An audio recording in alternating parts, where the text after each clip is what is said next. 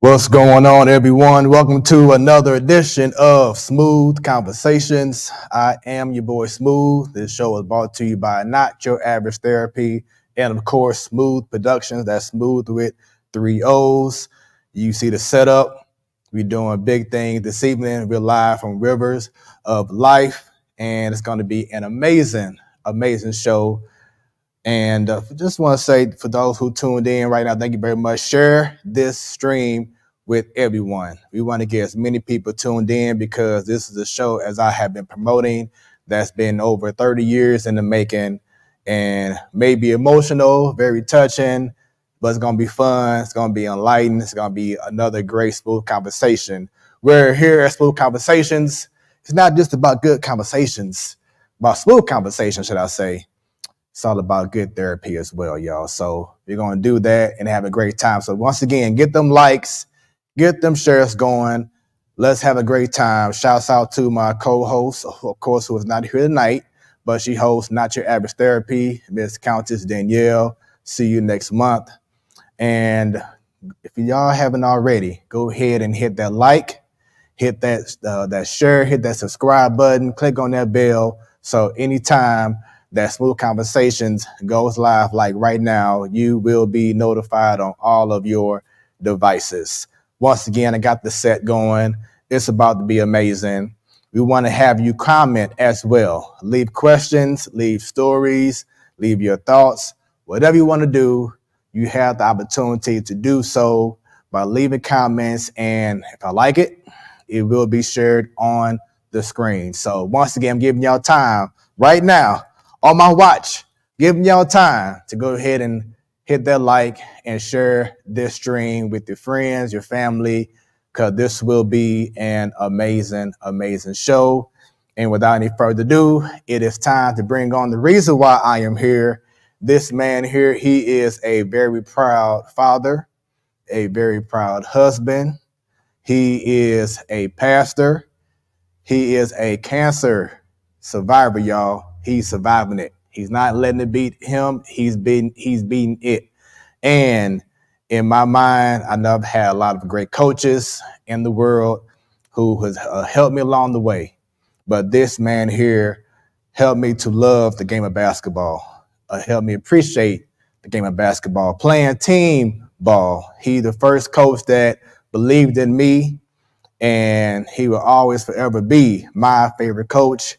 And he's ready to have his story told and a lot more. Without any further ado, my coach and also a pastor here, right here at Rivers of Life Christian School, Travis Watkins. Right. Come on in, Coach. How you doing? Good. Great to have you. It's good to be here. It's an honor to be here at this wonderful facility. Let's have a good time with it. Do it. And I'm seeing the comments already rolling in. Let's see what they're saying here. So that is Miko. Oh, Miko. Who's chatting right now. Leave the comment. Chico in the house. And he also says, best coach of all time. So when you hear that, how does it make you feel? Oh, it makes you feel amazing. You know, I've been coaching ball for a long time, but I think back to, as you and I were talking earlier, of that particular team when you guys were just in 5th or 6th grade. First team I ever coached, 16-0, by the way. Right. And it goes back to those times. And you guys taught me as well how to love basketball. And so it makes me feel good to know that you guys think that much of me. I just thought I was just a young kid trying to do something for basketball, but obviously impacted you guys' lives. Well, as the great, maybe to some, GOAT, LeBron James is more than just a game. And someone left a comment on the screen. Yeah, amen. That's my baby girl. That's Brittany. She is one of my twins. She's my mini-me, they say. So good to have her on here today. Yeah, I'm the best dad, I guess. Let's see. Miko says used to dunk on us. Yeah. I used to be able to. I don't think the old legs would do it anymore. We had some good times at little gym. Speaking of that, I know because I always used to want to dunk when I was younger. And then I tried to act like I was still 18, 19 years old. Last year, I was at a cousin's house and went up for a dunk, did some dunks. I'm like, yeah, I'm feeling good. I'm going to keep on doing it. Then went up, and then my whole world changed. My left knee just went out on me, ruptured patella tendon. Yeah. I mean, when I say it was ruptured, it was ruptured. Yeah. So now it's like, okay, if I go to a court, I'm just shooting number jumpers now. That's it. I learned my lesson. Yeah. I am good to go. That's it. You know, we talked about Mike Stapleton and, you know, how he was. And now you say now back problems and Rodney Bond and how we know he used to jump and hit this ceiling. Yes, sir. You know, and life, you know, life happens. But it's an honor to be here at this wonderful, amazing facility. I have probably the best backdrop I've ever had on any show. Well, this is probably it right here. Yeah. This is top notch. Yeah. I'm loving it. And thanks for allowing me. We're glad you're here. Oh yeah, glad you're here. and like I said in the promotion, 30 years in the making. Yeah. And I want to thank you because even on the Platform Sports Talk Show, make sure y'all follow that on YouTube as well, the Platform Sports Talk Show. But been working on for over years, Yeah. and Yeah. life happens. Yep. But we're here now.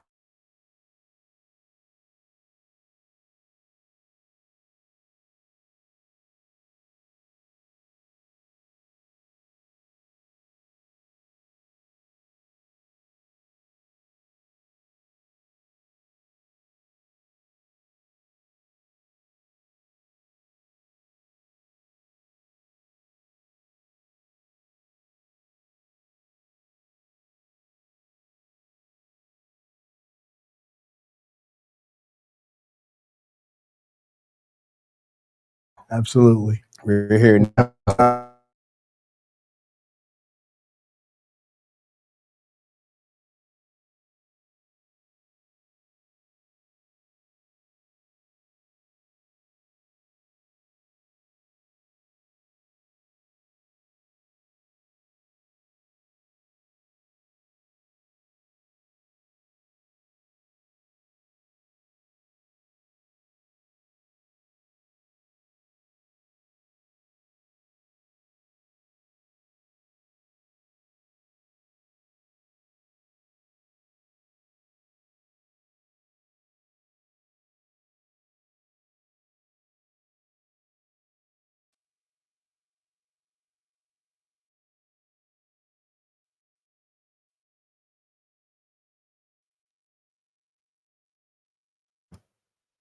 All right.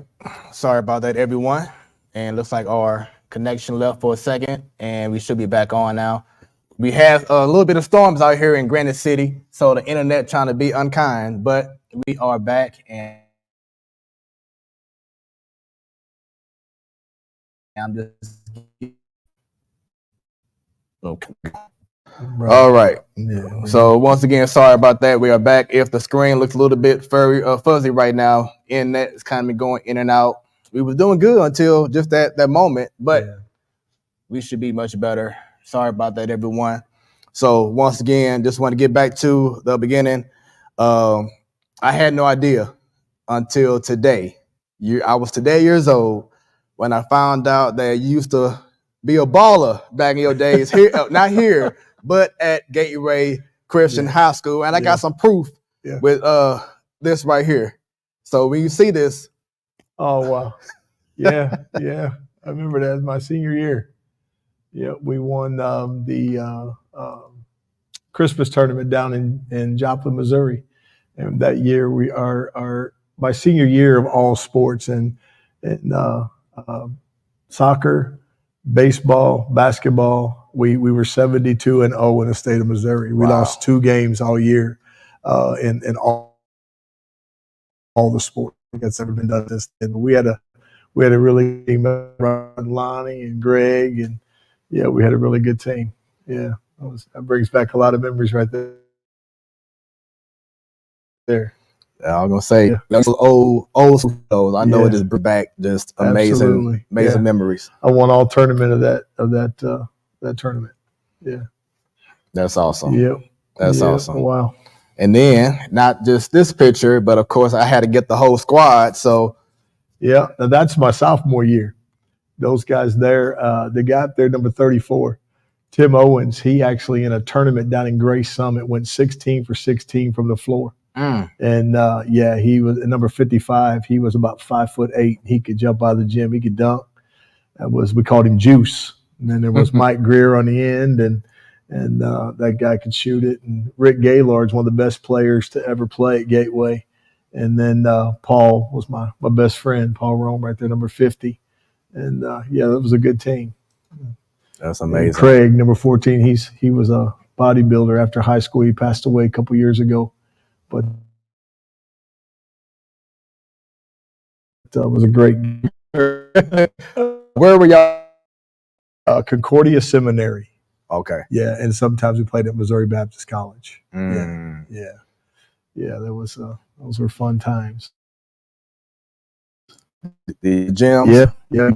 Concordia seminary, and that's probably sometime Mm. we'd pack it out. And Missouri Baptist was a little bit bigger, and yeah, a lot of fun. So Migo says, Coach.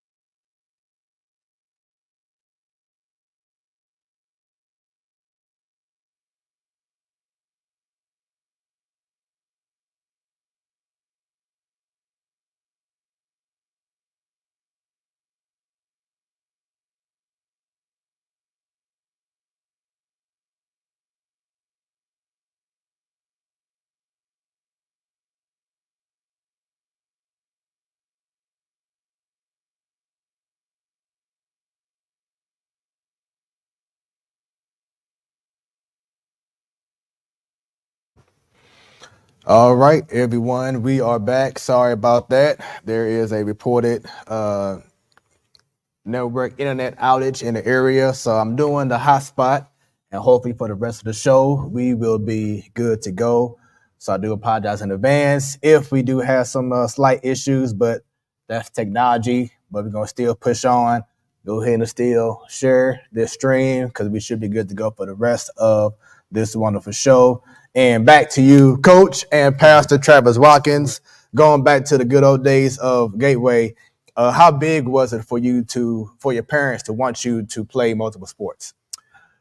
My parents, they weren't, until my senior year, they never really got involved in any kind of sports with me. They always encouraged me, of course, but my dad worked hard and he never really came to games or anything until I was a senior in high school.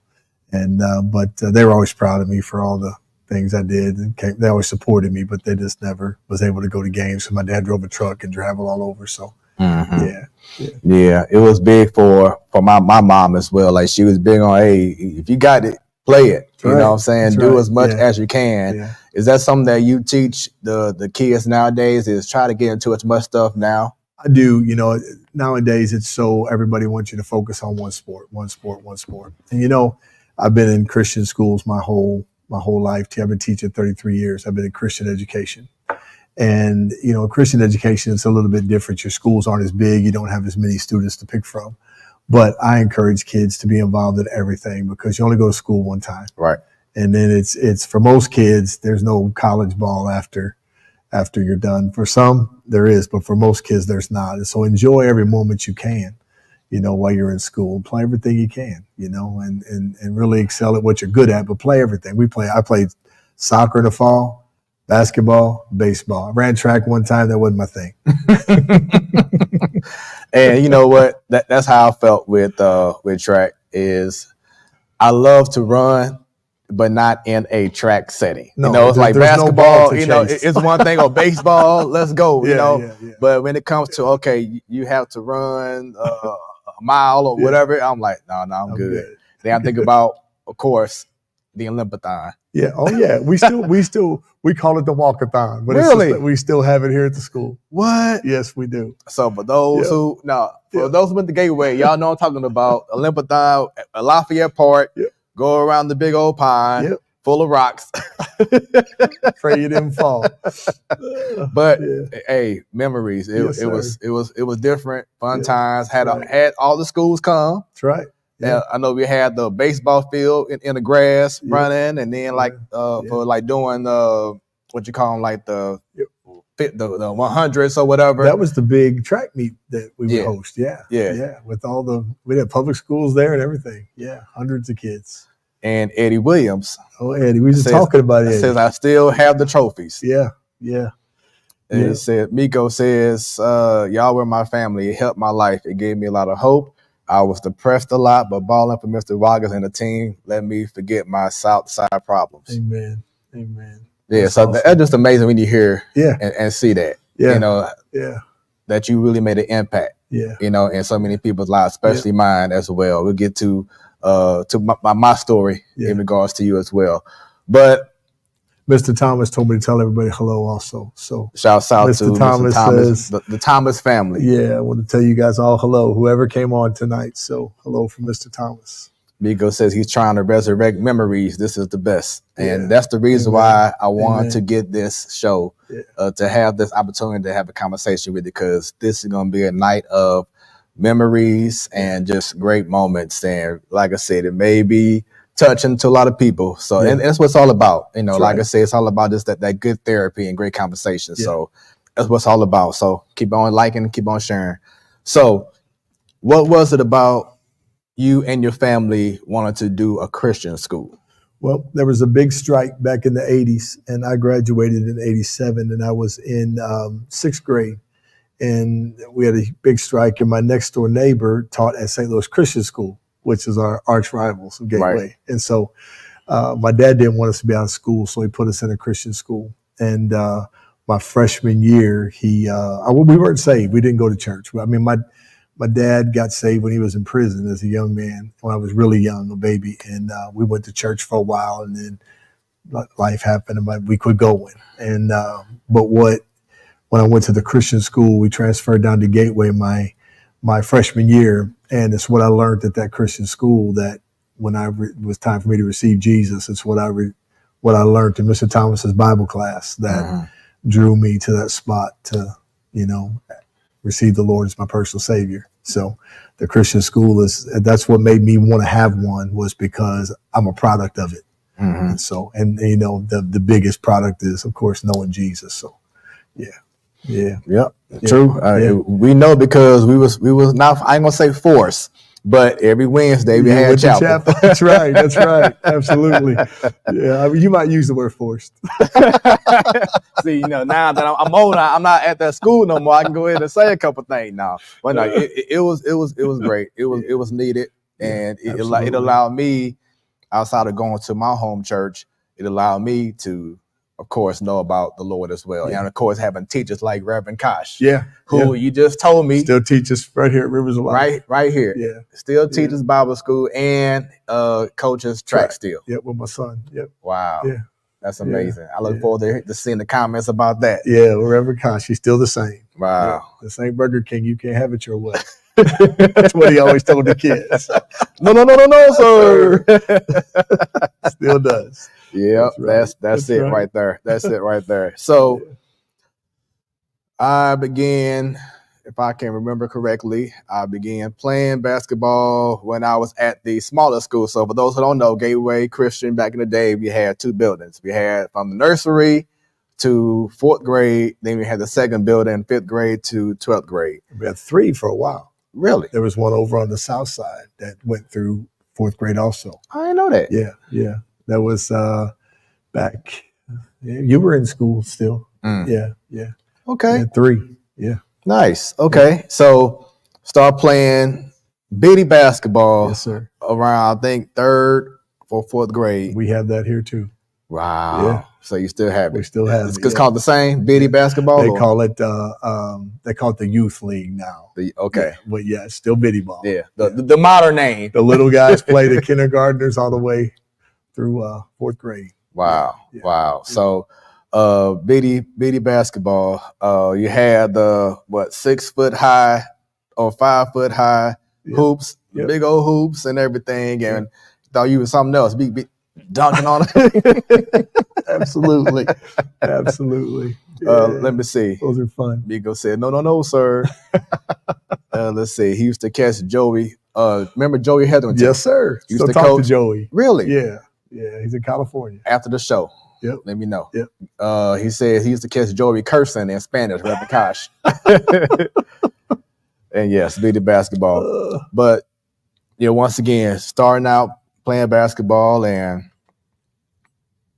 immediately I was already put into an advanced grade in regards to basketball. So how you had your, all 5th graders, all 3rd grade, whatever. Someone who I know saw something in me and was like, I want you to play on this level. Yeah. So when you first laid eyes on him, I know it's been 30-something years ago, 40-some years ago almost, but when you first saw eyes on me, what was your initial impression? Mr. Thomas and I were just talking today when he knew you were coming, and you were a special young man for the reason that you strive to do the fundamentals right. And fundamental basketball is what wins games. It's not all the flash and all that stuff. And I just told my son just a minute ago, I could count on one hand how many times I saw you miss a layup in a whole season because you did things the right way. And that's what we taught. We did it. I coached you guys just like I coached the varsity team. I hadn't coached varsity yet, but I did the same fundamental things with those guys that I did with you guys. And you were like a sponge. You didn't say a lot. You were real soft-spoken, didn't say a lot. Didn't say a lot at all. But whatever I asked you to do, you would do it, whether it was play out of position or whatever it was. On the press, whatever we did, you always was willing. And, you were so coachable. And that's what always stands out to me. I never forget Fred Saunders because, you were a special guy. And we went 16-0 that year. And I think you averaged 21, 22 points. There was teams not scoring 21, 22 points that we were playing at that time, 5th to 6th grade teams. So, and I don't even think you were old enough to play up to varsity. Right. Yeah, to that spot. So, yeah. Man, so many great moments. Well, I always tell people that was the best years of my life from 4th grade, from 3rd grade on to the time that I left after 8th grade. It was the best years that I had playing basketball. Eddie says that 6th grade year was special. Yes, it was. Yes, it was. That 6th grade year was from our 5th grade year. So when you see this, you're going to be like, wow. Yeah. So let me move this comment out the way. There we go. That team right there where's Kevin? Kevin in there? No. That was the next year prior. Yeah. I remember that. Yeah, that's my brother back there with me. Yeah, it's Courtney Elkins in the back. So for those who may not know, I'm number 5. Yep. That's the only time I wore number 5. Yeah. The only time I did it. Eddie over there. Yep. Yeah. Eddie on the side, number 24. Jonathan, Derek, and Steve. Jacob Stack, there, number 13. Right there. Yep. Ryan Dotson. Yep. Ryan Dotson. Yeah. Thomas. What was his first name? Michael Thomas. He's a world renowned photographer now. Really? Well, he's been doing it for years, but he's been doing Cardinal games. He's been doing City SC. He's done stuff for the president. He's done big stuff. I think he works for what's that Getty's picture, whatever the name, Getty's Images, something like that. Yeah, it's a huge media company. Wow. He does all that. My wife, shouts out to your wifey. She says, "Wow." But yeah, so Miko. Yep, Miko. Nick Mazzarelli. On the back left as Philip Huber. That is Philip Huber. Wow. And then, like we said, Nick Mazzarelli. And then the one next to Courtney. Courtney was a good ball player. Remember Courtney? Yeah, he was. He was solid. Yeah. I think right behind Michael was Anthony. Anthony Crenshaw. Yep. Yeah. I got a story about Anthony. I was teaching PE class, and back in the day, we played that dodgeball all the time. And I threw a dodgeball at him, and he caught it.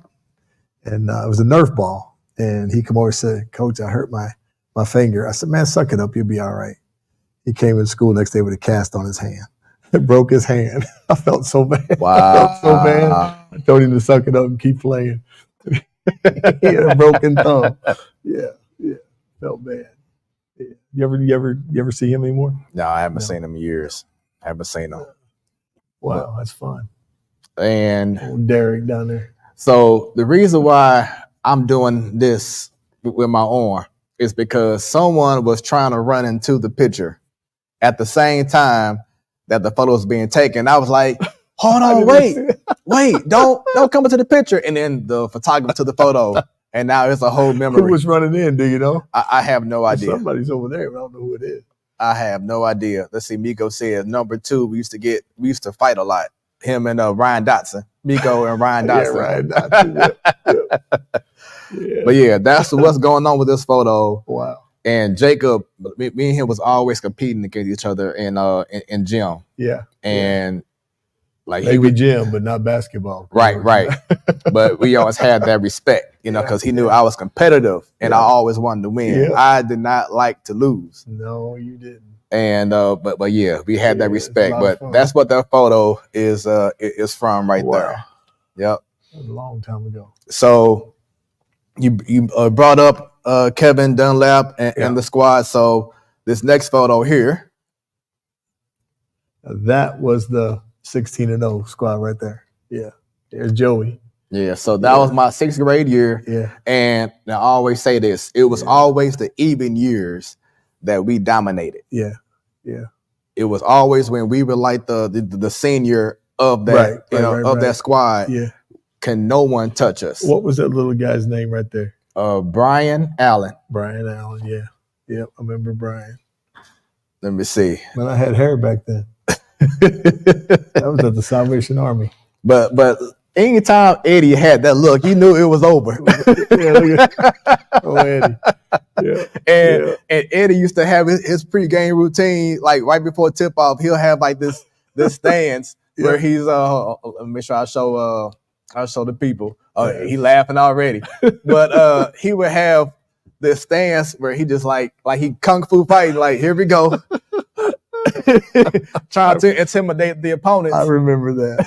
I do. But he'll win every jump. Yeah. Oh yeah. He used to win every jump ball. Every jump ball. That's fun. Then you got Joey. Kevin was 2 years behind you guys. I went down and got him in like third grade from the Central building because we needed a point guard. I needed you to play where you were supposed to play, and I went down and got Kevin, and Kevin was tough. Kevin was tough as nails. Yeah. And Joey, he could shoot it. Oh yeah. Yeah. He came from California, and I was like, okay. Left-handed. Smooth lefty, and he had all the girls. Yeah. And then, of course, right in between Joey and Eddie is Paul McIlvain, and it's bittersweet to see to see this right here. Yeah. Because he passed away over 10 years ago now, and Paul was a good player. Yeah. We always competed too. Him and Joey came in and brought a whole different attitude. These little teams, you guys right here are young, but you were. I remember, if I remember correctly, we averaged 50-something points a game. Oh yeah. And we only played 6-minute quarters. Right. So that was getting up and down the floor. Those were fun times. And Paul used to have that real funky jump shot. Yep. Miko says he used to make shots and freaking clap above his head.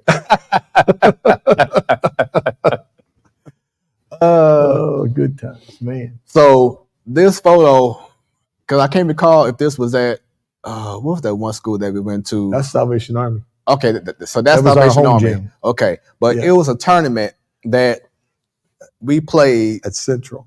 Yes. Yeah. And it was the one in which I had a bad grade or a bad report from a teacher, and my mom said I couldn't play that game. And I was sad because I never missed the game. And you almost had a heart attack. You were like, you heard me, not him. Man. I remember that.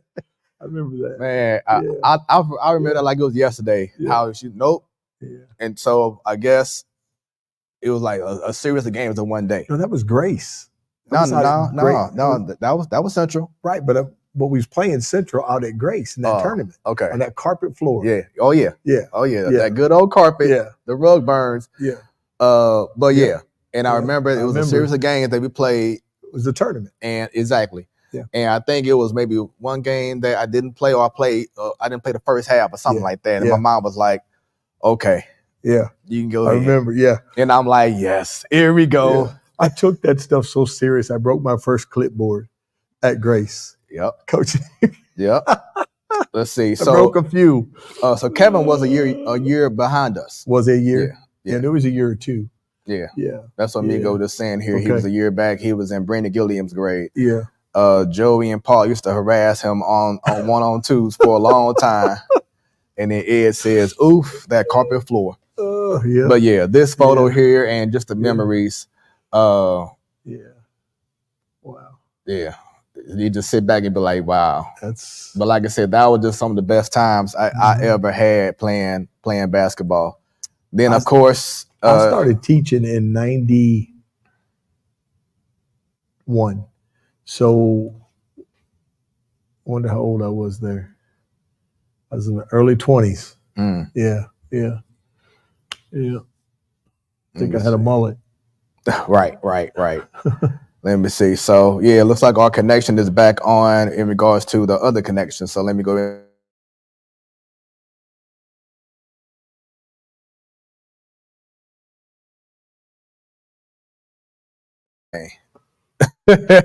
I'm glad because Fred wasn't in.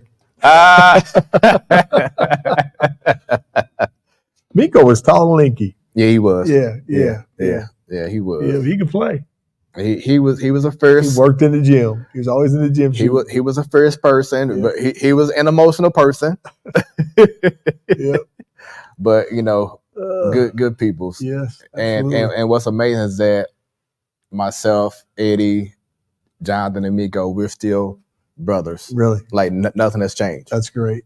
That's great. Nothing has changed. You know, we check on each other, make sure we all doing good. That's awesome. You know, Eddie's in Colorado. Wow. He's been out there for years now. Okay. No, I'm sorry.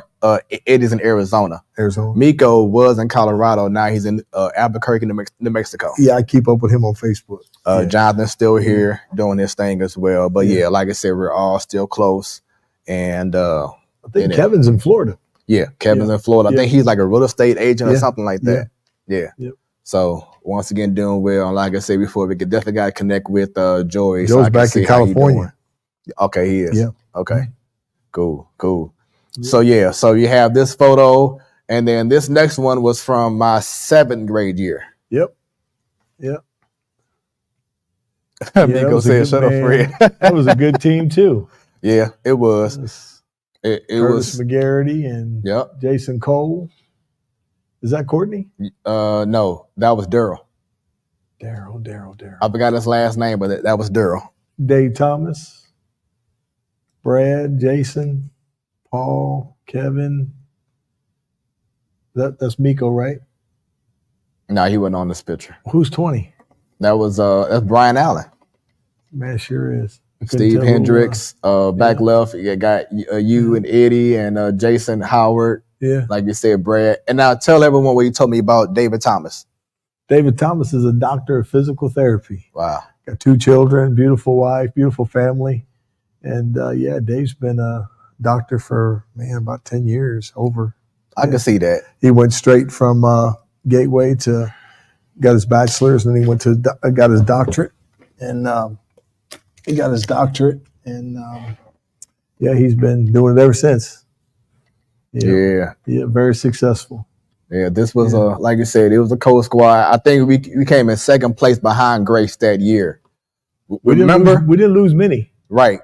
But remember our of course Grace, that was like our arch nemesis back in the day. Yeah. And everyone called him my twin, Brandon Demps. I do remember him. Yes. Yeah. So I ran into him a few months ago when he was visiting because he stayed in California. Okay. And he I know we at a church, but he's big on marijuana. Gotcha. So he has his own like business and everything. Yeah. So he's doing his thing. But I had him on the Platform Sports Talk Show a couple years ago, and we just chopped it up. And he's doing amazing. Good. Doing amazing. But yeah, this squad, like I said, we definitely was a force. But it was the next year when we were in 8th grade, of course, my last year hooping, when we didn't lose at all. No. We had 2. You had 2 teams that didn't lose. Yeah, 6th grade, 6th grade, and your 8th grade year. Right. Yeah. So we talked about it briefly during the break because of the internet and everything. But let's talk about the press. Oh yeah, because you were a huge fan of Rick Pitino in Kentucky. Absolutely. And as soon as you said it, like, okay, it's time to go ahead and press these guys, and teams were not ready for it. They were not ready. Even high school teams, I always taught you guys, we're gonna press, and we're gonna press till we're up 20. Yeah. And by then the life's out of them. We can let up a little bit, right. But teams get tired of looking at the press. You may not get a turnover till the 3rd quarter. They just get tired of thinking. Every pass you got to think, and you just get tired of thinking. And eventually, you're gonna throw the ball out of bounds. You're gonna throw the ball to the other team. And we ran a press. It was a little different. We ran a 2-2-1, which was something that Mr. Thomas taught me that they ran back in Indiana back in the 60s. And he taught me that press, and we ran it. And still to this day, nobody really runs it. I teach it to some of our guys here. And when Coach Bond was coaching, we were coaching together, we ran it. And it traps everywhere. You trap in all the corners. You can trap on the sideline. And that other guy rotates to that middle, and you still got that middle guy there to, and the back guy. We always had it when I coached varsity, we always had Rodney down there. So if they beat the press, it didn't matter. You still had to, right. D9. Yeah. So, yeah. Yeah, we pressed. It was even in, we said earlier, we had teams, Coach, you're not supposed to press with teams this young. I'm like, It's not my fault you guys can't dribble. Right. You know, right. You can't handle it. We're working hard in practice. It ain't our fault. And like I was saying to your son, like I would score 20 points easily just off the press alone. Yeah. Just stay at home. Interfere. Do what you're supposed to do. And then easy layup. Yep. It was so easy. Yeah. We didn't run. I mean, somebody used to ask me what kind of offense we ran. We ran our offense off the press. Right. Very seldom did we have to set up in a regular set of offense because we was running. Yeah. So yeah. And I know you brought up a saying before about fundamentals. Yeah. But you also said offense wins games, defense wins championships. Yep. And that's the truth. Yeah. And I always said, if they can't score, we can't lose. Yeah. So I still teach that to this day. To this day, I still say that saying. I came kind of out of retirement last year and helped my son a little bit. He's doing a good job with these guys trying to follow in the shoes, But I came out of retirement and I taught those guys, defense. And nobody wants to play defense no more. Nope. Everyone wants to shoot the three. Right, from half court. Yeah. Deeper the better. But that's not the way it works. So yeah. So let's talk about the school. For those who don't know, we never had any home games there. Nope. Couldn't. It was impossible. Yep. Because only 5 people could fit in the gym. Yep. And the ceiling was so low. The ceiling was right to right to the edge. Right to the top of this board here. So you couldn't get a jump shot in. Yeah. But, and I always tell this story to a lot of people, especially with my sports talk show crew. Our school was different because the basketball team, track team, were called the volleyball team, soccer team were called the Eagles. Right. But like the baseball team is called the Athletics. Yeah, because Mr. Rankin coached him. Remember? Right. He had the so uniforms. We had green Oakland A's, just like Oakland. caps and jerseys on. I'm like, what in the world is this? Mr. Rankin coached baseball everywhere, so he had those uniforms. Oh, yeah. That was so weird. Yeah, that was so weird. I remember that. Yeah. But so I'm like, we had the only school to have different mascots for different sports. Yeah.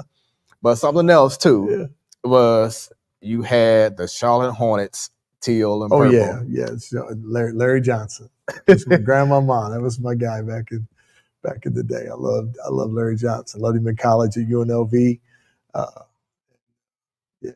And of course, the starter jacket back in the day. Yeah, had to have the Hornets starter jacket. Darnell had one. I had one. Yeah. My room was purple. Had all the Hornet stuff in my room. Yeah.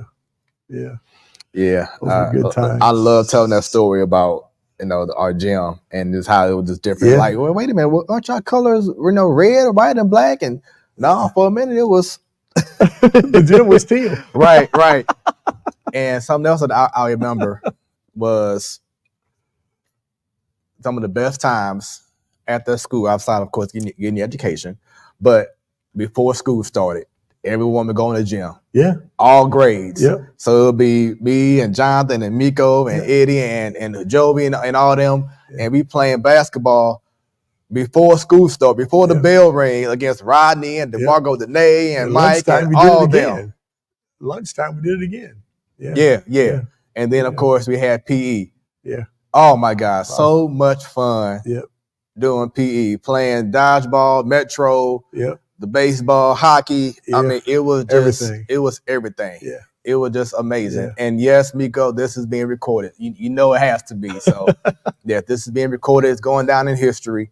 He says the Running Rebels. Yeah. UNLV. Yeah. We actually went down to UNLV last year for slam ball. Coach Bond coached slam ball. Yeah. And then we had one of our young men that went to school here that played slam ball. We went down there to UNLV to watch the finals, and it was fun. Yeah, they saw some Larry Johnson stuff there. Yeah, Miko said 12-foot ceilings. Yeah, Coach Bond could touch that ceiling. Right. And it was crazy. Yeah, you had to shoot a jumper between the beams. You'd hit the ceiling. Exactly. Yeah. And sometimes I'd be like, okay, here we go. My shot looking good. Rotation right. All of a sudden, boom, right off the ceiling. Yeah, it had them pillars that would up there that hung down low. Yeah. So We had a lot of good ball players come out of that gym. Yeah, Yeah. we definitely did. Yeah. So how did it come about in regards to connecting with Salvation Army?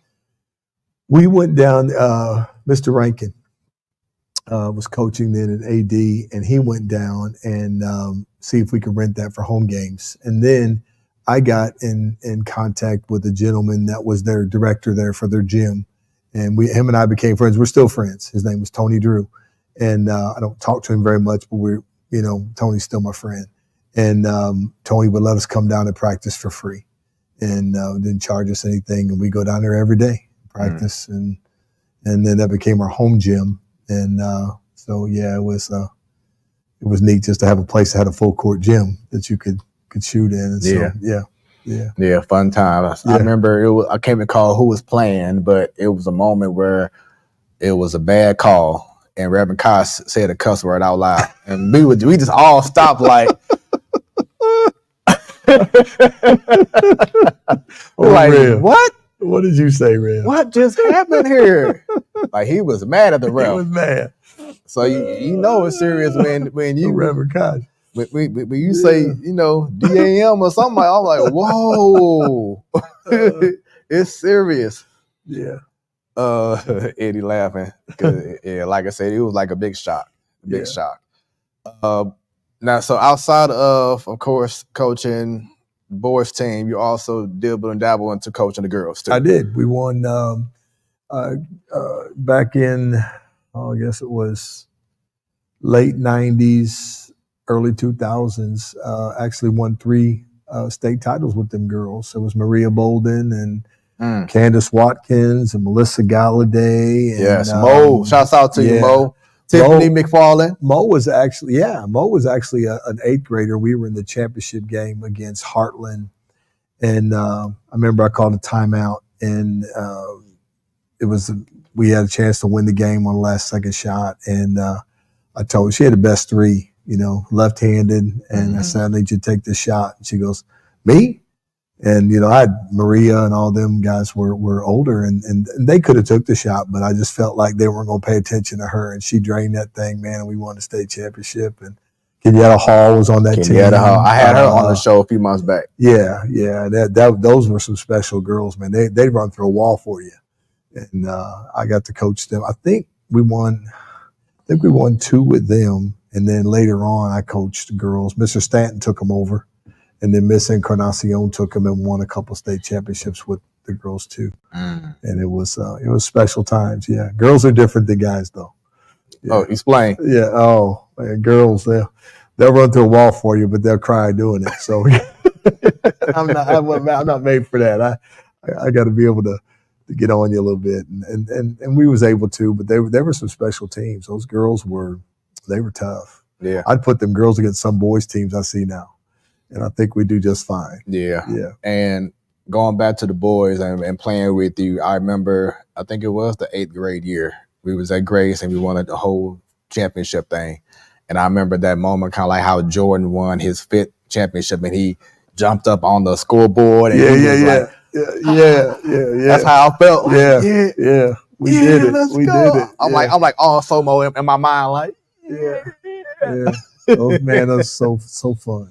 So, gotta talk about this because my mom brought this up when I had another guest on years back. But the moment that you found out that I was leaving Gateway, and I don't even know what I thought. I remember thinking, "What in the world? This boy is part of my future here." And when you left, I just it was not a good day.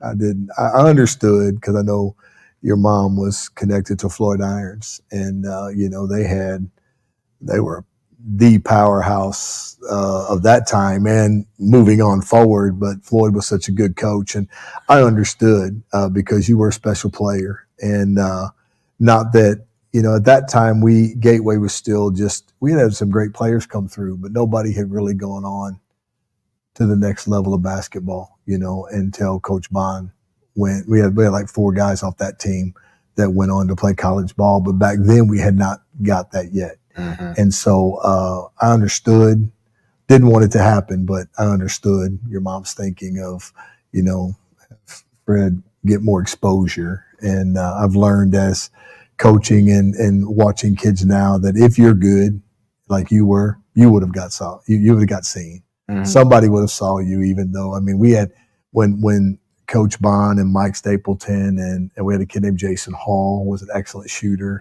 And all three of those guys, that was back when answer machines, I'd go home and my answer machine would be full of college coaches. And they had the 7-Up shootout back then. And we had the whole back row of the Salvation Army was filled up with college scouts during that time for those guys. But when you were there, we hadn't had that yet.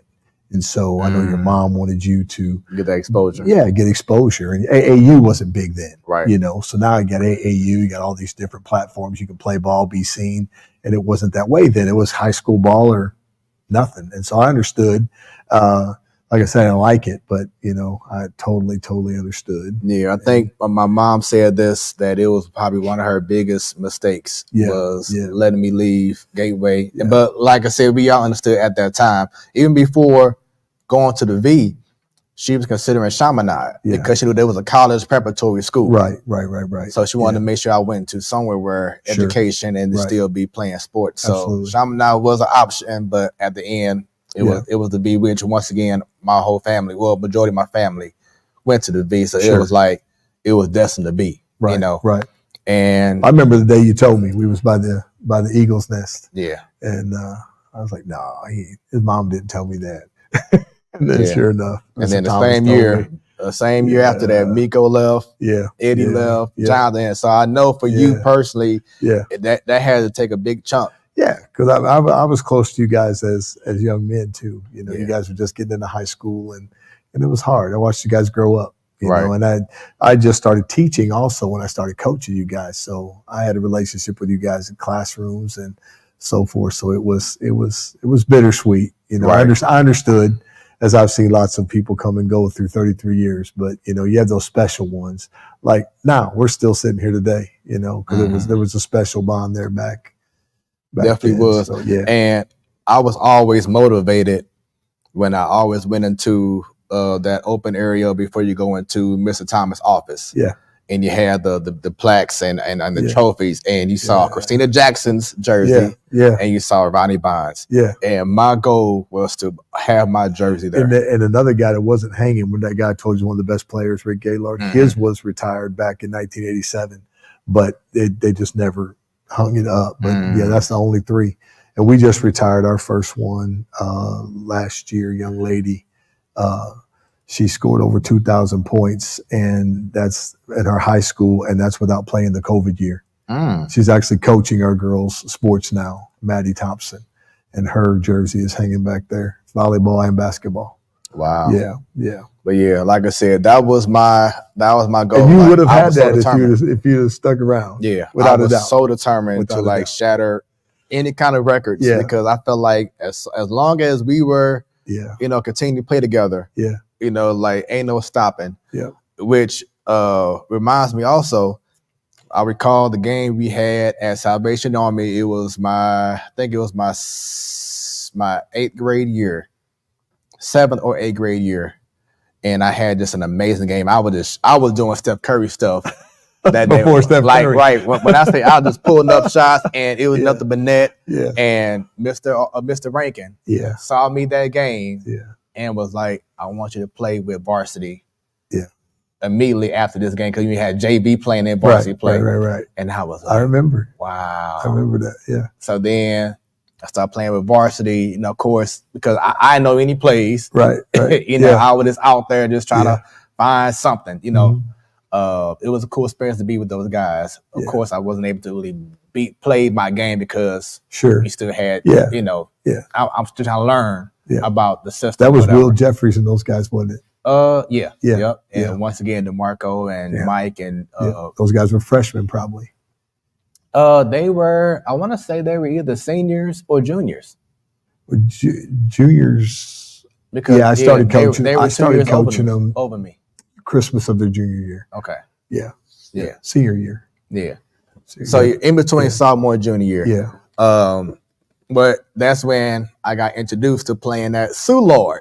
Yep, we practiced there all the time. Yeah, I used to make them run down there, and I'd follow them, and we'd practice. Yeah. Yeah. So, Soulard Market, home of the ice rink. Yep. That floor never slick. Oh my goodness, slick. You couldn't get the dust off. It didn't matter how many times you wiped your shoes. No. I mean, we tried all the methods. Yep. You know, we try to use towels. You know, wet the towel up and what up? No. Yeah. It stayed the ice rink, but you know, but it worked. Interesting times. But it worked. I'll say that. Yeah. So I would say when I went to the V, of course, it was when you leave from a Christian school, a private Christian school, going to a public school in which people, you say Bashan, people are like, oh my God, you know what I'm saying? Yeah.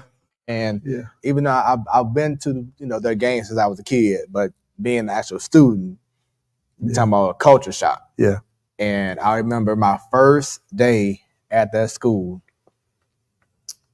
I was leaving the cafeteria, and I think I just slightly stepped on a young lady's notebook or something, and she just instantly got pissed off and trying to go off on me and everything. This is my very first day at school, and I'm like, oh my Lord, this is about to be a long 4 years.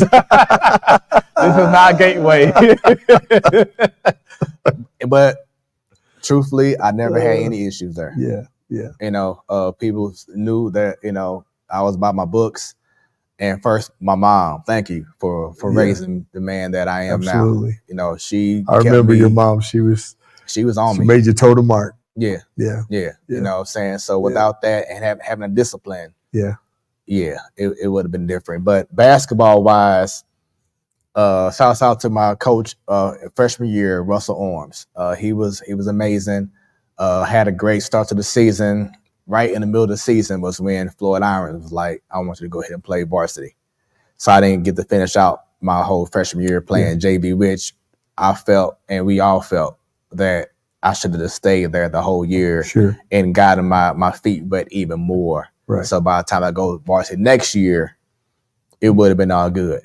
But I recall my freshman year, Bashan was doing his thing, but also so was Gateway. Yeah. And there was an opportunity. Yeah. There was a prime opportunity because it was right after I got on the team. Yeah.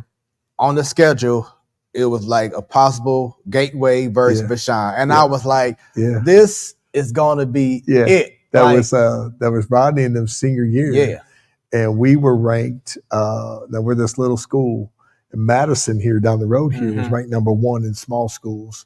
And Venice was number 2. We made it to number 3. Venice beat us at Venice by like 5. Madison was number 1. We missed 14 free throws that night. And Madison beat us by, I think it was 4 or 5 points down at Salvation Army. That's the night that all the scouts were there. And we were something. But we were supposed to come down and play. Floyd Irons called me on the phone. I was the AD and I was coaching. And he said, hey, I tell you what, I'll send a bus to get you guys. I said, great. And we started winning. I mean, we hadn't done much yet. Man, we started winning. We beat Beaumont. We beat U City. We beat Glenwood Chatham out of by Chicago.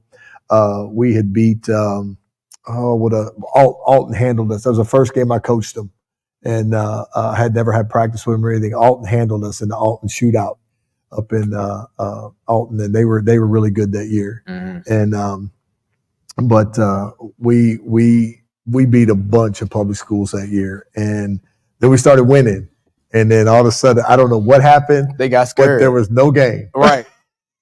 I was like, what happened? Oh, man. And all I heard was from your side, Gateway, like, we was coming. Yeah, the V got scared. We was coming. And I was looking forward to the matchup. Like, this is going to be like a dream come true for me. I don't know that we'd have beat them, but we'd have been competitive. It would have been a game. It would have been a good game. It would have been fun for us. Yeah. We had nothing to lose. We weren't supposed to win, and but it would have been a fun experience for those guys and for me as a coach, because we hadn't played anybody to that caliber. And we played Madison, which I said they were number 1 in the small schools, but the V was number 1 all the time. Yeah. In the whole state. And so to play them would have been, that would have been fun. But I really hate it. I remember Floyd told me, I'll send a bus down to pick you guys up. I'm like, okay, let's do it. You know? And the season went on a little bit, and You're like, wait a minute, they a real threat. It never happened. Hold on. Yeah, it never happened. Yeah. Yeah. Coach Bond, he ended up being like the top 3 in the St. Louis area. You know, he went to Oral Roberts. Right. And then Bill Self was the one that recruited him. Mm-hmm.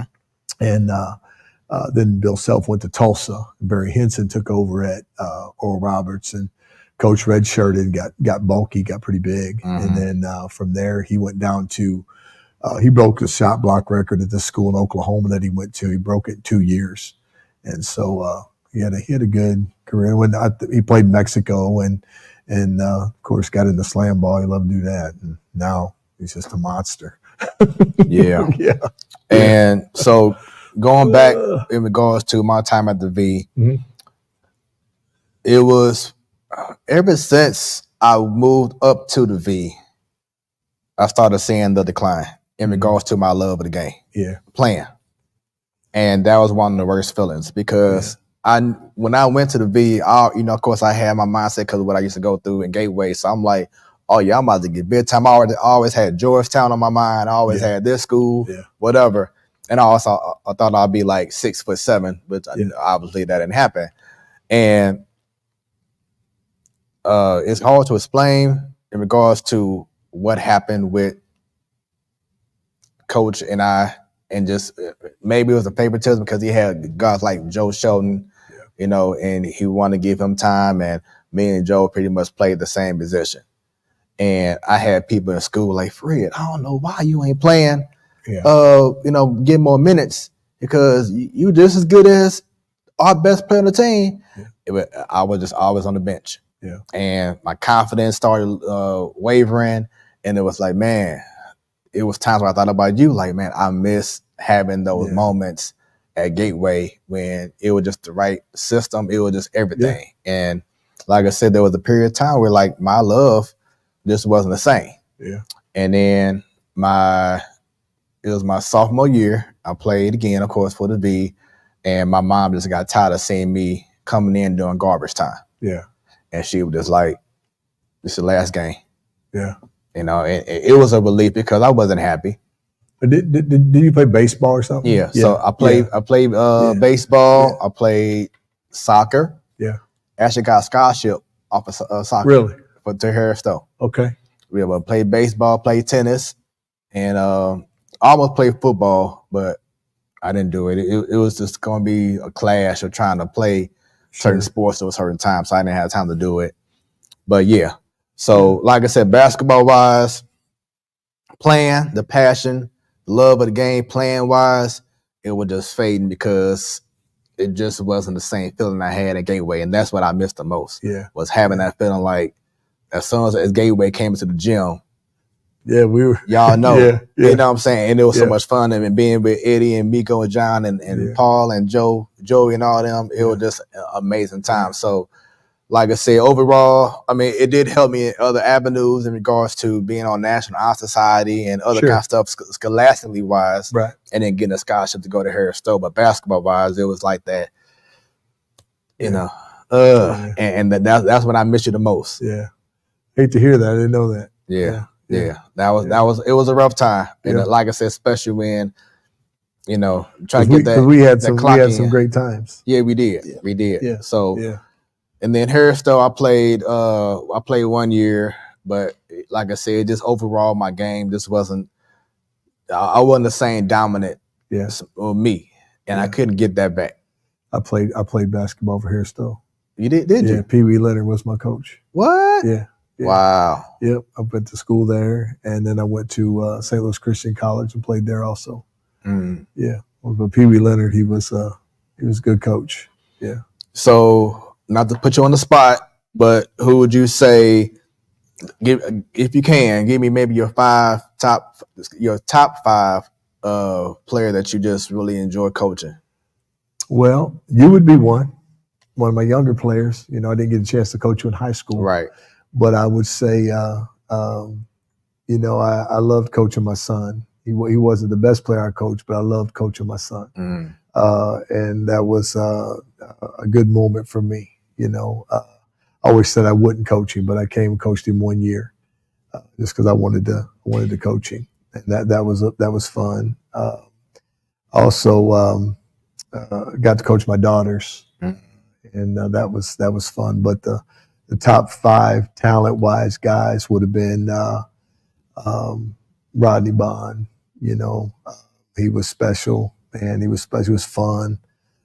DeMarco, you know, Coach Mike, little Mike, we called him Mike Stapleton, and then there was Carl Archibald, was a great player, and man, Cortez Perkins he went from when we took over Gateway and moved it over here to Illinois. He went to Beaumont, was very successful there, but those guys were super special. A kid named Jason Hall that I coached. Only got a chance to coach him 1 year, but he was a special player. He could shoot it left-handed, and he was really good. Kevin Dunlap left his sophomore year to go to play football at St. Mary's. Yeah, did. But Kevin was man. He was just tough as nails. I mean, nobody was tougher than him on the floor. And but those guys were all fun. But Coach Bond, you know, he was a special player. He was tall and lanky. He had a 40-something inch vertical, and his arm span. He was 6 foot. I don't even know if he was 6'5", but he just played so much bigger. And his arm span, his wingspan was 6'10". So you take that and jump 40 inches in the air, and you know, I watched him pin a guy's shot on the top of the square, and we used to slow it down and watch it over and over and over again. And it was just fun. He was just a special player. I remember one time I just started coaching those guys. I'm gonna tell on you, Coach, if you're watching this. He came to me one night and he said, "They're not giving me the ball." And Coach didn't say a lot. Coach wasn't like that. He didn't have to have the ball, but he wasn't getting in Mr. Rankin's old system. He got the ball, but in my system, we go like we did. We gonna run, we gonna press. Right. I said, just catch up, you'll get it. And man, that put a fire under him. I don't think anything came off the rim he didn't touch. And so it was fun. It was got a comment here from your own church. We got. Said, man, don't forget Lance Stewart, the GOAT of ROL. ROL. Yeah. You know, I wasn't to that era of time yet. He said Gateway. He didn't say ROL. We had a kid here that's actually playing for the Marine Corps right now, and he's probably overall shooting wise and everything. He's special. I mean, he's like I said, he's still playing for the Marine Corps right now, and but his junior and senior year, he just blocked. Coach Bond coached him, and I never got a chance to coach him. Coach Bond coached him, but he was special, man. Over here in our gym back here, he was playing in a game. Guy set up for a charge, about a step in from the free throw line. He had jumped over him and just, I mean, brought the house down, you know. And Lance about 6'4", and they shoot it, handle it, jump. And so he's very, as far as ROL goes, he's probably the best player we've had here. And we had another kid, Roman, a kid named Roman could really shoot it. We've had some good players here too, but Gateway, you know, Gateway was before I was even playing at Gateway, before Mr. Thomas used to tell me about Willie Caldwell could, you know, scrape a dime off top of the backboard, and you know, Sean Burns and these guys all came from Roosevelt during that same strike that I was telling you about. Yeah. And just tore up everybody because, they do what? Oh, he said he got a video. He got a video. Oh, let's see what he got. What you got? Oh, here we go. Yeah, he's a special player, man. Yeah, that's the red team's the Marine Corps. Yeah. Yeah, he just outlet it. That's Lance right there with the ball, right there, getting ready to catch it. Oh, yeah, that's him. And that's when he do that in high school. Oh, yeah. Lance and he's a good kid. Good kid. Yeah. That's awesome. We would have won state his senior year, but he broke his hand in the conference tournament. And I felt like we would have won state if I would have stayed. Oh, we did that. Yeah, we won 4 times. We won state. We won state their senior year, but they just no, nothing against Mr. Rankin. Mr. Rankin was a great guy, Mm-hmm. but Mr. Rankin, he didn't teach them the fundamentals of breaking a press and running an offense. And if somebody's pressing you, you don't just dribble through a press. You get 2 passes, you should get a layup, 3 at the tops. And I remember we were playing Glenwood Chatham in that tournament, and we were getting beat by 20 at the half. And we went in, and I had never practiced with these guys yet. Mr. Rankin didn't go to the tournament. And I went in and talked. I said, you guys, just listen to me. We can break this press. We're going to be okay. We beat Glenwood Chatham by 4. And from that point on, we went back to school, and Mr. Rankin came to practice, and the guys walked into Mr. Thomas's office and said, we're playing for Watkins. We're not, we appreciate Mr. Rankin, but he didn't go with us. It was a public school tournament. Mm-hmm. He didn't go with us. And from there, we just started learning. Those guys wanted to win. They always came in second. They wanted to win so bad. And we were in the state championship game. We were, I mean to get off a little bit, but I love this. Yeah. We played Christian Schools of Springfield down here at our gym, and we won 79-74. And what they did was they drew coach out. They were stalling, and so I matched up and went man. We won, but coach wasn't good out there. He was good under the basket. So we was in the state championship game down in Joplin. There's 2,000 people in the stands. I mean, it's packed. We're playing at Missouri Southern, and we're playing Christian Schools of Springfield. And they always had the Brown boys. They always had a boy last name Brown, and they're always really good. And we beat them by 4 points earlier in the season. And I remember they started stalling like they did here. And I called timeout. And I said, you guys want to win state, or do you want to go man? And they said, we want to win state. I said, just listen to me then. First quarter, the score is 4-0 us. We beat them guys. They couldn't hold the ball no more. They had to go. Right. We beat them guys like 72-30. I mean, we ran them out of the gym. But that's how they wanted to win, And so that just. Then we went and won the Tournament of Champions down at John Brown University, and it's fun times. So as a coach, I know you say that you love Rick Pitino, but who are some other coaches that you maybe studied what they, how they coached, and how did you learn about the game? I love Pitino. Growing up, I loved North Carolina basketball. Didn't really.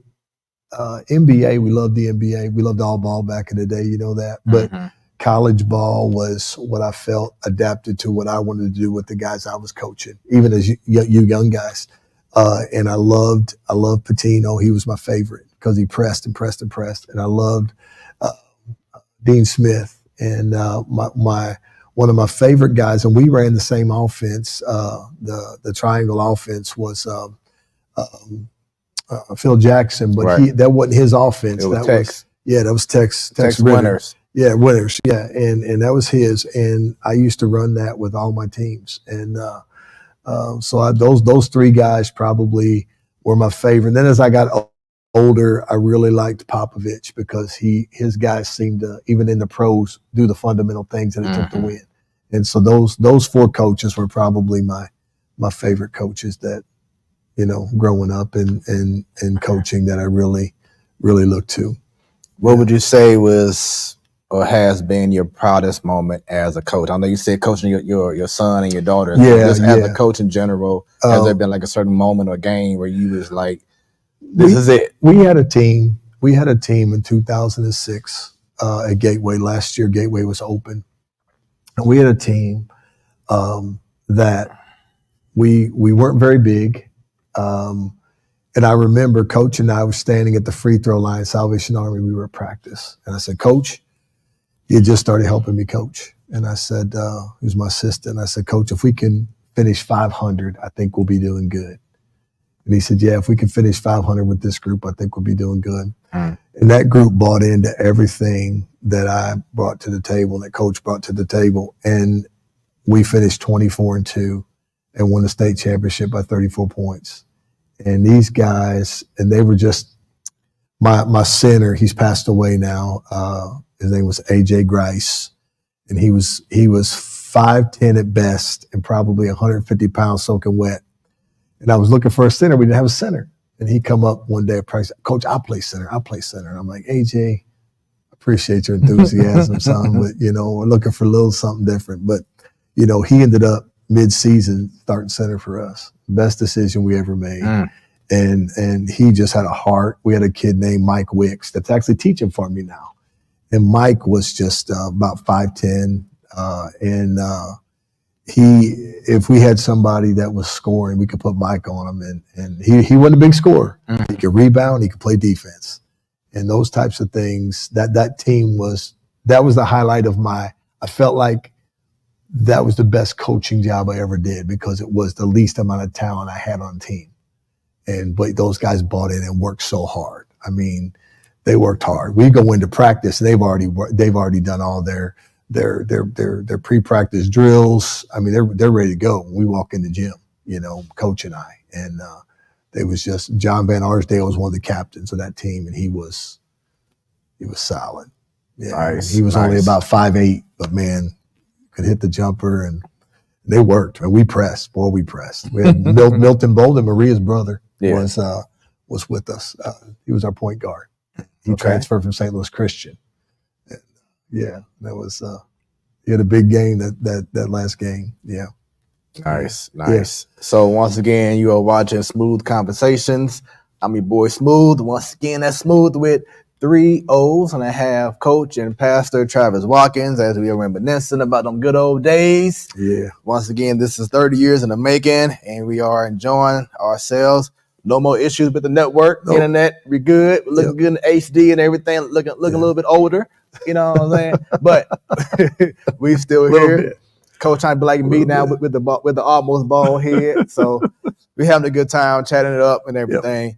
One thing about Gateway family, is huge. Yep. And of course, Mrs. Thomas. Yep. I didn't have her class when I was in first grade. I think it was I had Miss Bill.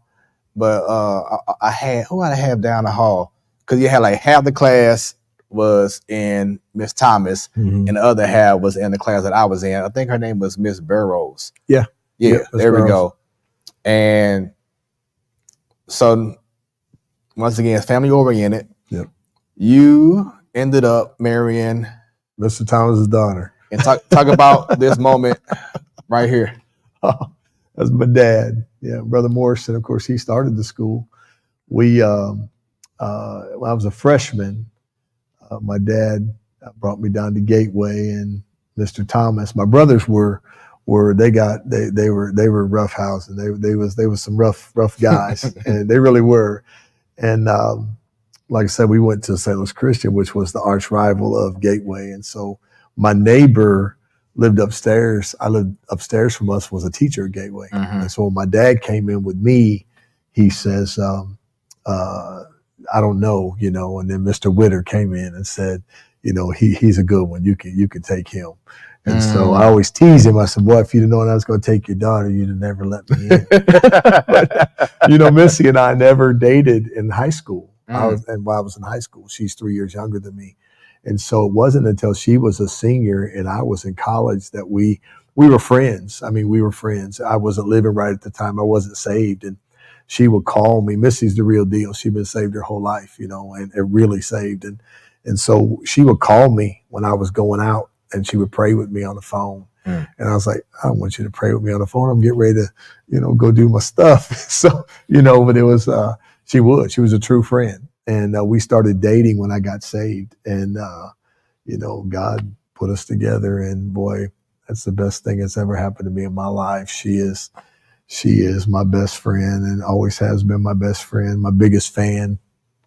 And, of course, we have 5 wonderful children, 2 adopted, and 10 grandchildren with 1 on the way. And so, life has been really good. And she works with me every day. We work side by side every day. Yeah, I had a guest on this past Saturday talking about how being with the person that you pray for gives you that elevation. Yeah. And we just brought up about how she prayed for you. Yeah. And my wife and I, shouts out to you, Jamie, love you. We make sure that going into the week, we have to pray together. Yeah. You know, Yeah. it just makes things that much better. But to Yeah. have someone who is on your same level, Yeah. and as I always stress, someone that you prayed for, Yeah. it's just an amazing feeling. Oh, there's nothing better. I mean, that picture brings back so many memories. I mean, that guy, the Pastor Morrison, Mm-hmm. believed in me, and because of him, I'm in ministry today. You Yeah. know, he gave me my first chance to preach, gave me a chance to teach at Gateway. You know, and it was him that Mr. Thomas ran the school, but you know, when I was Mr. Thomas's family, so he actually ran it by him, and he was like, absolutely. You know, so gave me a chance to teach, my first teaching job. Yeah, so the rest, there's just so many memories that flood that moment. That's old Gateway. We went to chapel. Yes. You know, yeah, Gateway Chapel. That's my dad. Pat, he's went home to be with the Lord many years ago. So yeah. That's awesome. Yeah, that's awesome. Yeah, Gotta love family. Yeah, absolutely. Gotta love family. So I think this right here is pretty cool. I've seen that you had a few series of these as they were growing up, and that you were I'm not sure the last time you did this, but it's like a tradition with your daughters. Absolutely. Yeah, we've done that ever since they were born. And this past year, because of dealing with the chemo, I was not able to do it. And so we faked it. But next year I'm gonna do it again. I'm getting ready to hit the gym again. Chemo's over. We're getting ready to get back in the gym and do the things. But we've done that. That was their graduation night, of course, right here on this stage, which looks different now. But right. Yeah, but we've done that. We did it. That was always any big moment, birthdays especially. This was always our pose, even when they were little babies. Yeah. Love it. So you brought it up. Tell us about the moment that you found out about having cancer. You know, that was, man, I had a lump that showed up on my neck. My wife, she's in the medical field. She was a nurse for 24 years before she came full time to help me at the school. And I had a lump show up on my neck. And she said, you're probably just fighting something, you know, fighting a cold or something. Well, it never went away. And I was in Indiana with my granddaughter. I had taken her to a VBS down at Mr. Thomas's church. And my wife said that the Lord just woke her up out of a deep sleep and said he needs to get that checked. She calls me the next morning, says, as soon as you come home, she said, you're getting that checked. The Lord woke me up. I don't know, but you got to get it checked. So we went, got it checked. They did the biopsy. And I was standing in my living room. I was getting ready to go to Vegas with my sons to watch slam ball for the championships we talked about. And doctor called and she said, do you have a minute to talk? I said, sure. She goes, why don't you sit down? I said, I'm good. And she told me, she said it came back and it's cancer. You have non-Hodgkin's lymphoma. And it was in 3 parts of my neck and my parotid gland and right here in my jaw. And they thought it was in my stomach. It was not. So that was a blessing. You know, it was God's hand was on the whole thing. The doctor, he gave me she writes the books for non-Hodgkin's lymphoma. I mean, just everything just fell into place. And my wife said, of course, we cried together. We hugged there in my living room and cried together. And she said, so what are we going to do? I said, well, I don't know what we're going to do, but I'm going to Vegas. And so I went, got on a plane, went to Vegas, enjoyed some time with my son. All my sons went. And we had a great time and came back home and just started fighting. You know, I said, you know, this won't beat me. Well, there was days I felt like it was beating me, but I never was going to give in. And we fought it. We did first round of chemo was every week, and that was hard. Then when I went back, I thought surely we were finished. And she said, we still see some stuff in your neck. We want to do another round. So we did another round. We just got through 2 weeks ago. Matter of fact, it'll be 3 weeks tomorrow. We got through. And was able to ring the bell. And, you know, we have a scan on the 18th, and I'm just believing God that everything there will be good. It's been a fight, but I'll tell you what, my family has just been amazing. you talk about praying with your spouse. There was times I would wake up in the middle of the night. It would be my wife praying for me, with her hands on me, praying for me. And that was huge. Yeah. Yeah. So my family was huge. My support system, the school kids, man, they were amazing. And just everybody stepping up and doing whatever it took to make sure the school was still able to go. The church, my church family, man, they've just been amazing. And so during this whole fight, it's been man, I can't even tell you the support of my family, my kids, my grandkids, Sure. I even had a show dedicated for you when I first heard it. Yeah. Trav told me I went on. Yeah, that was super cool. Super cool. Yeah. It's yeah. But that was a moment that you hope you never hear. And but life happens, like you said earlier, life be lifing. Right. Eddie says, whoop, grats. Good luck on the scan, coach, rooting for you. Absolutely. Thank you, Eddie. I appreciate that, man. I really do. That's coming up just a few short weeks, and I believe in. I feel good. A little tired sometimes, but that's just because I'm getting old. Talk about this moment. You brought it up, but let's go ahead and see it real quick on this screen.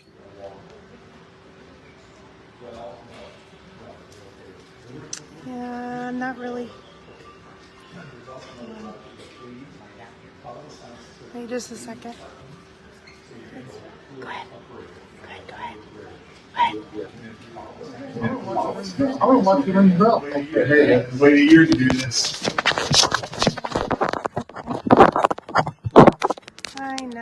I know. I don't know how to do this.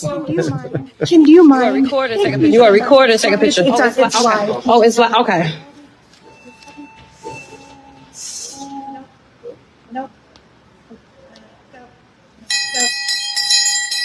Yeah, that's good.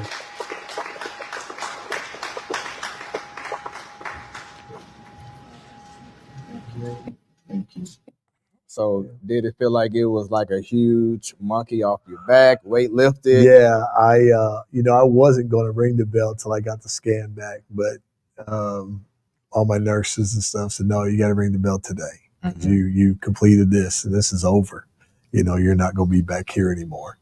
And so we did, and I'm so glad I did. Can I share something? Yeah. It's okay. I was in chemo, and I thought when I started doing this, I thought, well, maybe the Lord's going to use me to talk to somebody, So I went through a year's worth of doctor's appointments and 8 rounds of chemo, or 2 rounds of chemo, 8 chemos, and I never got to talk to nobody, And I thought maybe I'd get to share something.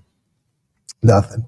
And 15 minutes before my last chemo was done, there was a gentleman sitting to the left of me and in a chair, and I was laying in the bed in the pod where you have chemo.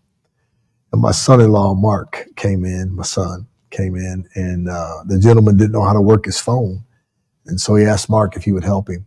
And I had to use the restroom, so I unhooked myself and went to the restroom, took my pole in there, and I come back out. My wife's talking to this gentleman. Last 15 minutes, and they brought that certificate in that was just on the video. And the gentleman said, the nurse came in and she said, "Can I hug you?" I said, "Yeah." So we hugged, embraced, and I got tears in my eyes. The nurse crying, my wife's crying, and the gentleman next to me, he says, "Well, I wish I had one of those." I thought he meant a hug, so I went over and gave the guy a hug. He meant the certificate, and so I hugged the guy, and it was him and his mom. The guy was 42 years old, had an 8-year-old daughter, and he had terminal brain cancer and been fighting it for 2 years. He said most people are already passed away, but his name was Josh. And I got to pray with Josh that day on my way. The last 15 minutes, I got to do what I thought the Lord would let me do. And got to pray with Josh and prayed for him, gave him my phone number. And so I'm looking forward to hooking up with Josh. But, you don't know why you go through certain things in your life. But the last 15 minutes, the Lord let me talk to Josh. So that was like the highlight of dealing with that whole thing was being able to talk to Josh. And just to educate some the people, because sometimes you think about cancer and you think, oh, cause it must have been come from me smoking or drinking or living a certain life. Were you told what was the cause of how everything came up? They said the only thing that they know causes non-Hodgkin's lymphoma is that weed killer, that Roundup weed killer. And I did use it, but I don't know. They said I'm actually young to have it. Most guys don't get it till they're in their 60s. And so I'm actually young to have non-Hodgkin's lymphoma. Wow. And there's no reason, I don't drink, I don't smoke, none of those things, and they don't cause it anyway. But no reason at all. Yeah. Well, once again, just glad that we're ready to be here. Absolutely. At this moment and talking and on smooth conversations. Yeah. So definitely it's a blessing to have you continue to still do what you do. Yeah. Let's talk about this photo here. This was, oh man, homecoming. That was a long time ago. Look, Coach back there.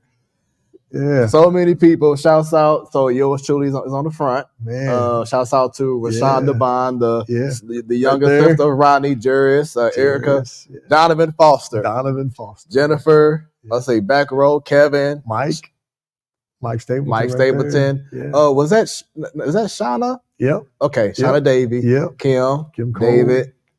Let's see, Tiffany McFarlane on the left. That was back left. I mean, in the middle. The middle.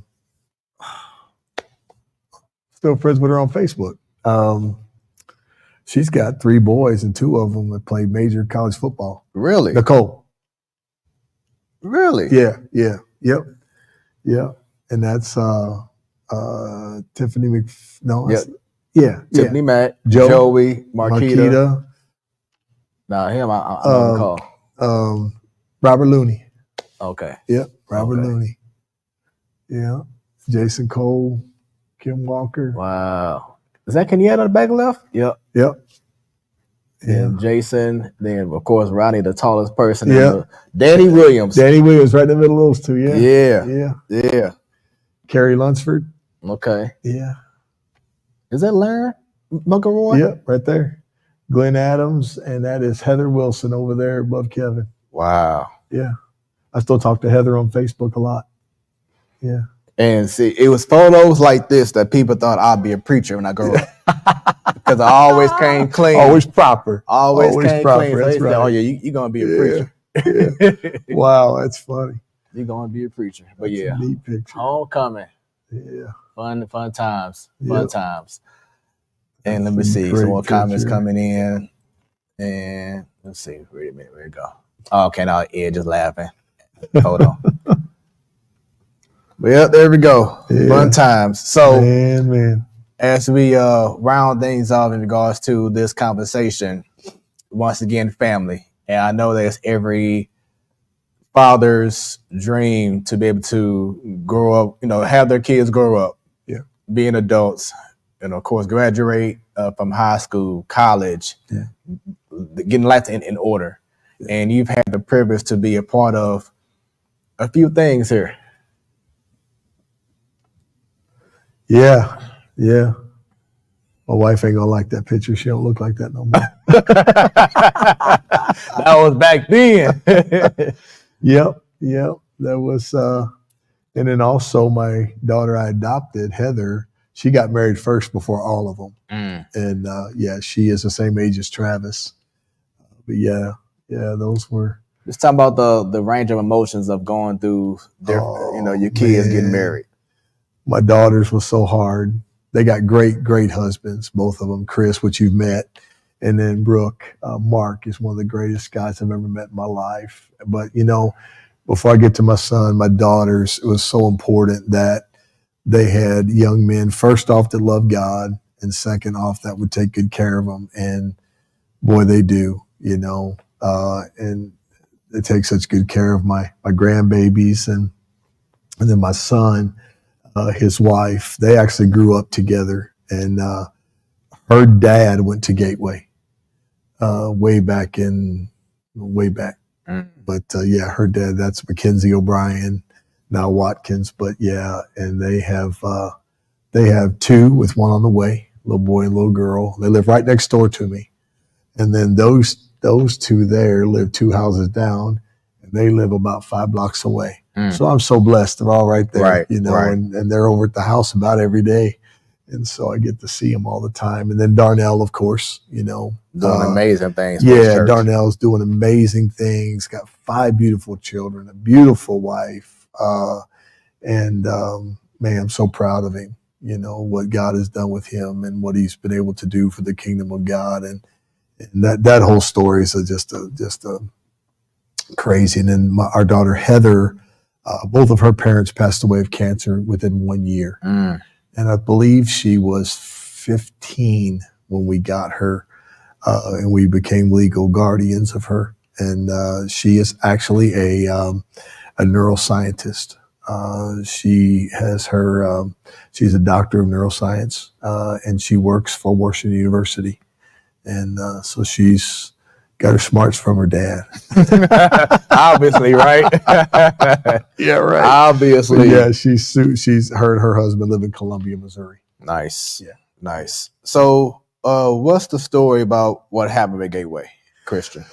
Well, you know, Brother Morrison, of course, had gotten older, and they moved the church to the county, and there just wasn't the demographics around Gateway changed. You know, I mean, the neighborhood changed, everything changed. It wasn't what it once was, and the enrollment had gone down because of demographics and so forth. And so it just got to a place where there just wasn't many students left. They had the one building there at the high school building and was doing everything there. And Mr. Thomas's heart was there. You know, he helped start that school. And he was just, just put his heart and soul into it, him and Miss Thomas. And it just the writing was on the wall. It wasn't going to be anymore. And so he met with me and see if I would keep it open. And I was like, no, you know, we had our original vision here at Rivers of Life was to have a Christian school. I still have the original vision I wrote out for the church, and it is to have a Christian school, but it was here in Illinois. And so, Mr. Thomas met with me and we was talking. He's like, why don't you keep it open? I'm like, no, I don't think so. And so anyway, we took, there was an old abandoned Lutheran school up the road. And I met with our church board and we decided to keep it open. And there was about 35 students left, maybe 40. And in 1 year, we redid that building up on Shenandoah and Lafayette. They were on Jefferson and Lafayette. And we were at, Jefferson and Shenandoah. We just moved up the road. And we grew it to like 120 students the first year. And we stayed there for 2 years until something happened here in Illinois. Then we moved to Illinois. It was like starting over again. We lost almost every student because we moved to state. Right. You know. Right. So we started over, and now we're here. We have right now about 140 students enrolled for the upcoming school year, and it's only August, so we'll could be our biggest enrollment. I think our biggest enrollment's 147. So, and you gave me the grand tour. I mean, this place is truly amazing. I've not seen photos and everything on social media, but to see this place and to go through the halls. Yeah. If for those who have not been here, who went to Gateway, if you come to this church and go through the hallways, it reminds you of Gateway. I mean, for a second, I was like, I had like a little, whoa. Yeah, a little flashback. Right, yeah. because it reminded you of Gateway. Yeah. And I didn't realize, I thought this was just a church and that was it. Yeah. But this is exactly pretty much how things were at Gateway, where you actually have a school system. Yep. You said, what's the grade levels? We go K4 through 12th grade. So they have nursery, that they have it all here. Yeah. Once again, K4 through 12th grade. Yep. We have a number of Rashonda Bonds, which was one of Gateway alumni. Her son just graduated, so he's one of our alumni. Nice. I still think we're Gateway. You know, we're the Eagles. Right. We got the same colors. Right. It's just called ROL. We still got all Gateway's files upstairs. So, but her son just graduated, and Keyshawn, right? Keyshawn, yeah. And her daughter will be in 5th grade. And then Coach Bond's boy went here through 8th grade. And we've had a number of the Gateway students, their kids have gone here. And it's when I see the kids come back through and sending their kids here, and it's been fun. It's been good. Yeah. We've been here. It's our 19th year. Nice. of a school. Yeah. And congrats once again on that. And also, you just got a new position. I did. Brother Morrison, which you saw at my wedding, he started Full Gospel Churches International in about 1971, 72. And I just became the general superintendent of the whole fellowship. And so that's neat because I followed in the footsteps of Brother Morrison. Mr. Thomas held that position. A gentleman that just held it, Pastor Jim Yates, did an amazing job, and I get to succeed him. And that's a huge honor, and I don't take it lightly because it's a big deal to me because the people that I always looked up to in ministry and in life did this before me. So, yeah, beautiful thing. Yeah. Who would have thought? Oh man, Younger you, yeah, being a basketball coach, and now yeah. heading this church and heading everything out here in this area. Yeah, it's just amazing. Yeah, it is, and it's just because of it's all of course because of God, but being connected to the right people, right? And, my family and my friends, and I mean even guys like you. I mean, sitting here tonight, bringing back so many, and my mind's just racing. All the stuff you forget about things, right. and just. It's incredible, just the things that you and I have connected to tonight. We could go on for another hour. Right. Unfortunately, we won't. No, we won't. But we could. We have to have another one. Exactly. Yeah. So, with that being said, you'll want to look here at this camera right here. Yeah. And anything you want to say to everyone who's watching right now? Any last words? Special everybody words? that logged on tonight, or maybe you'll watch it later. To all my Gateway family, to all my students. I love you guys. I watch you guys on Facebook to watch you, all of your careers and the things you've done in life. I'm so proud of you, those that are living for the Lord. I mean, it's just incredible, the things that you're doing. And it doesn't go unnoticed. I think back, I'll see you on Facebook, and I'll think back of all the fun times we had in class and trips and ball and all the things. And just wanted you guys to know I love you. I think about you. I pray for you. And my family, I love you guys so much. I just couldn't do this thing called life without you guys, my children, my grandchildren, my wife. Man, Missy, you're the best. And that's the only way I can put it. You're simply the best. And to all my ministry friends, thank you if you're watching this for tuning in. It's been just we went back and you see just a little part of my life. And the best part of my life has been living for God and being a part of Gateway, being a part of Rivers of Life. And, I thank Fred for having me on and for doing this. We've been trying to do this for a while, but this has been an amazing time down memory lane. And so I love you all. And if you're looking for a home church, Rivers of Life Community Church, we'd love to have you. So God bless you guys. Thank you again for tuning in. And with that being said, everyone, that is Smooth Conversations, where the conversations aren't just smooth, it's good therapy. Thank y'all for tuning in, Coach. Last time, well, Coach, not last time ever. No, absolutely not. It's been a pleasure. Absolutely, great show, everyone. Absolutely. Have a great rest of y'all evening and rest of the week. We out.